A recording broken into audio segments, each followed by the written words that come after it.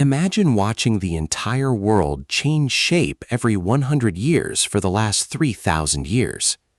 In 1000 BCE, powerful kingdoms like Egypt, Assyria, Babylon, and Zhou China dominated their regions.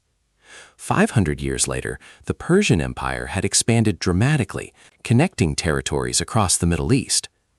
Then Alexander the Great swept across continents, replacing old borders with one of history's largest empires.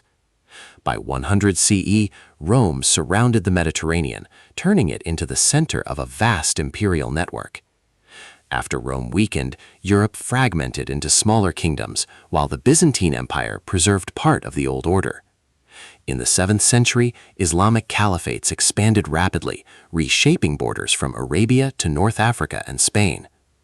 Medieval Europe looked nothing like today, with feudal kingdoms and overlapping claims covering the continent.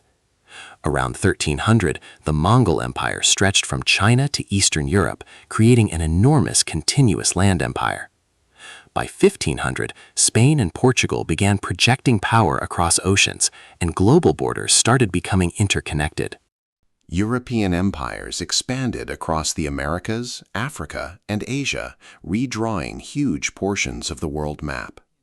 After the Napoleonic Wars, Europe's borders were carefully redrawn to restore a balance of power. The late 19th century brought the scramble for Africa, where European powers divided territory with astonishing speed.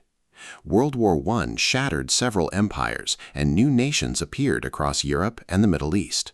After World War II, the map changed again, dividing Europe into rival Eastern and Western blocs. The decades after 1945 saw decolonization create dozens of independent countries across Africa, Asia, and the Middle East.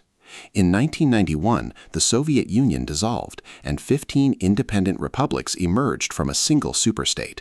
Today's political map feels permanent, but history shows that borders are constantly changing and geography is always evolving.